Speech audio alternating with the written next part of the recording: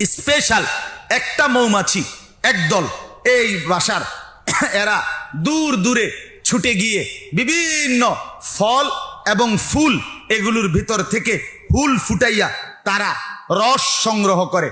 এই রস, ফুলের রস, ফলের রস এই মৌমাছিটা যখন তার হুল দিয়া উঠাইয়া আনে, ভিতরে নেয়, মানে রসটা সংগ্রহ করে, সাথে সাথে আল্লাহর কুদরতে এটা ভিতরে গেলে, মৌমাছির ভিতরে গেলে মধুতে রূপান্তরিত হয়। এরপরে সে ফিরে আসে ওই নিজের বাসার কাছে। আজীব কথা হইল, এখানে এক অবাক করা কথা আছে। আল্লাহ তাআলা বলেন, তাফসিরেও লিখছে, কোন মৌমাছি এই মধু সংগ্রহের জন্য মনে করেন 20 মাইল দূরে চলে গেছে, 30 মাইল দূরে চলে গেছে। কিসের জন্য? মধু আনতে, ওই ফুল খুঁজতে, ফল খুঁজতে। এখন নিচে মধু, নিচে ওইখান থেকে রস নিচে সে ভিতরে। এখন সে ফিরবে, এখন ফিরবো কেমনে? হে তো ওই সময় উইরে গেছিল গা, এখান থেকে মনে করেন একবারে পার হইয়া গেছে একবার ঢাকা।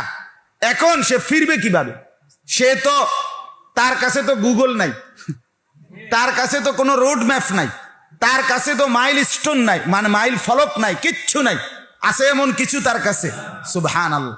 রব্বুল আলামিন বলে, ওয়াউহা, যেহেতু আমি বলছি পুরা ব্যবস্থাপনাটা আমি আল্লাহ নিয়ন্ত্রণ করি, আমি আল্লাহ এই 30 মাইল দূরে হোক, 30 মাইল দূরের থেকে মৌমাছিকে ফিরবার পথে তার ঘর কোনটা, তার বাসা কোনটা, ওইটা আমি আল্লাহ নিজে তাকে রাস্তা বলে দেই। ফাসলুকি সুবুলা রাব্বিক, আল্লাহ বলে আমি মৌমাছিকে বলি চলো, ফিরতো। মৌমাছি যেন আল্লাহর দিকে তাকাইয়া বলে, রব্বে করিম, আমার বাসাটা কোথায় রাইখা আসছি আমার তো মনে নাই। আল্লাহ তাআলা বলেন, আমি পথ দেখাচ্ছি, তুমি চলতে থাকো।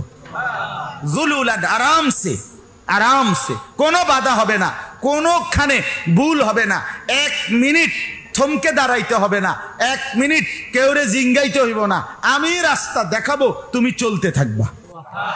সুবহান, সুবহান। আল্লাহ তাআলা বলেন এটা আমি করি, আমি করি। তো এরপরে আল্লাহ তাআলা বলেন, আমি ওই মৌমাছিটা এসে ওই বাসার ভিতরে আপনার মধুটা ওই ছোট্ট ছোট্ট ঘরগুলোর মধ্যে কি করে? ফেলে, জমা করে।